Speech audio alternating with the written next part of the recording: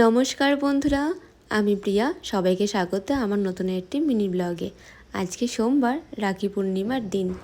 আর আজকে আমার বাড়িতে আসবে ছোট ছোট কিছু গেস্ট, মানে হচ্ছে সৌভিকের মাসির মেয়ে আর ওর দুই মামার ছেলে। কালকে রাতের বেলায় ওর মাসির মেয়ে ফোন করে বলেছিল যে সে নাকি তার বড়দাকে রাখি পরাতে আসবে। তাই তেমন কিছু ভাবনা চিন্তাই আসেনি মাথায়। আর এদিক দিয়ে আমার শ্বশুর শাশুড়িও গেছিলো তাদের বাপের বাড়িতে, মানে আমার শাশুড়ির বাপের বাড়িতে। আর ওই আর কি, ঘরেটা পুরো একা আমার হাতে সামলাতে হবে। আর যেহেতু আমরা আগের দিন দীঘা থেকে ঘুরে এসেছি, তো প্রচুর জামা প্যান্ট জমে গেছিলো। এই জামা প্যান্টগুলো ধুয়ে মেলে ফেলছি তাড়াতাড়ি করে। আর এরপর তো হাতে তাড়াতাড়ি একটুখানি কাজগুলো করে ফেলছি, কারণ এরপর তো সমস্ত দেওররা আর ওই আমার মাসির মেয়েটাও চলে আসবে, মানে আমার মাসির শাশুড়ির মেয়ে। আর এই যে আমার এই ননদিনী তার বড়দাকে রাখি পরাচ্ছে। আর ওই যে মাঝখানে হচ্ছে আমার দেওর, মানে বড় দেওর, আর তারপরে ছোট দেওর, মানে সৌভিকে বড় মামার ছেলে মাঝখানে, আর লাস্টে বসে আছে সৌভিকে ছোট মামার ছেলে। আর যিনি রাখি পরাচ্ছেন তিনি হচ্ছে সৌভিকের মাসির মেয়ে, মানে আমার ননদিনী। আর এরপর একে একে সবাইকে রাখি পরানো আর একটুখানি মজা করা। ওকে প্রণাম করতে দেখে আমার বড়ই হয়তো চমকে যাচ্ছে যে কত বছর পর হয়তো প্রণাম পাচ্ছে ছোট বোনের কাছ থেকে।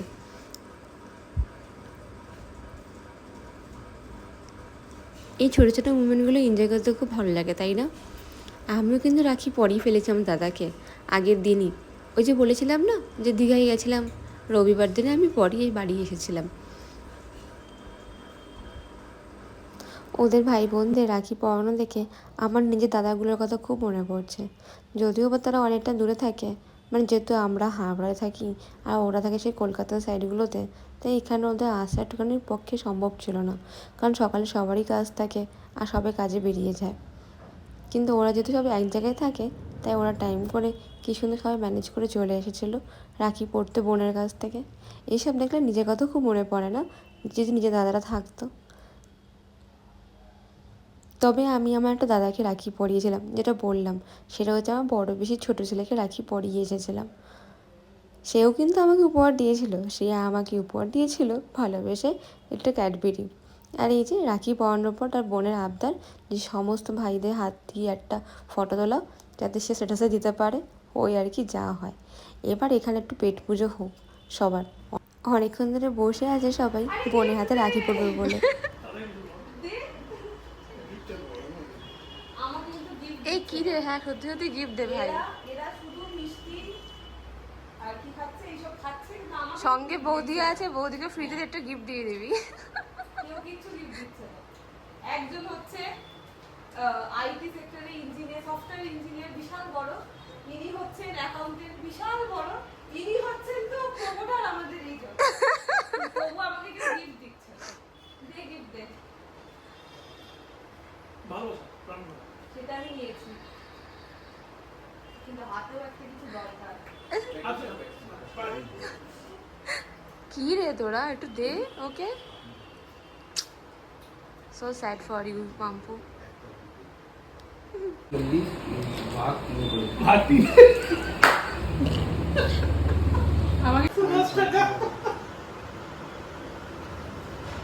টোটো 15 টাকা কতবার টোটো নিতে হবে?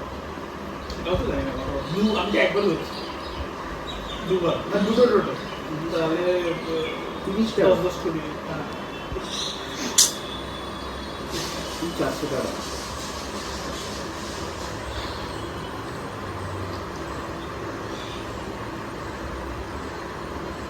তুই ক্ষমে আছে তো 400 টাকা।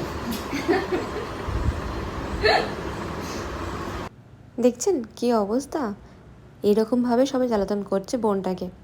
বোনটাকে গিফট দেবে কোথায় সবাই, তা না দিয়ে বোনটাকে খচাচ্ছে আর আমাকে বলছে যে হ্যাঁ হ্যাঁ তাতে তাল মেলাতে, যাতে বোনকে কেউ কিন্তু গিফট দিতে না পারে। আর তার জন্য হিসেব লাগানো হচ্ছিল যে ওর যাতায়াতে কত টাকা খরচা হয়েছে, তাহলে সেই বুঝে টাকা দেবে।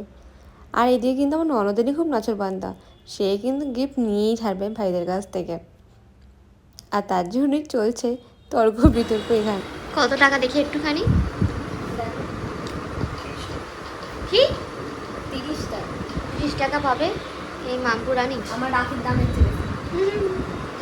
আর তুই কি দিবি বড়লোক ছেলে? আগে ইউনিটটা ছেড়ে আছে এই জন্য চালিয়ে দিই। তুই চালা রে। চলবে 10 টাকা দিয়ে তুই নে। দাদা দিয়ে দিচ্ছি। এখানেও তৃণমূল, এখানেও তৃণমূল। আমি তো এখন চা খাচ্ছি। সবচেয়ে বড় আমি এখন চা খাচ্ছি, আমি তো আছি, আমি দেবো কিছু একটা দিয়ে। হ্যাঁ ঠিক। চটপট করে সব কিছু সেরে চলুন খেতে বসে যাই এবার আমরা, কারণ এরপর মামপুরানি বেরিয়ে যাবে। মামপুরানির হাতে টাইম নেই, তাড়াতাড়ি করে সব বেরিয়ে যাবে।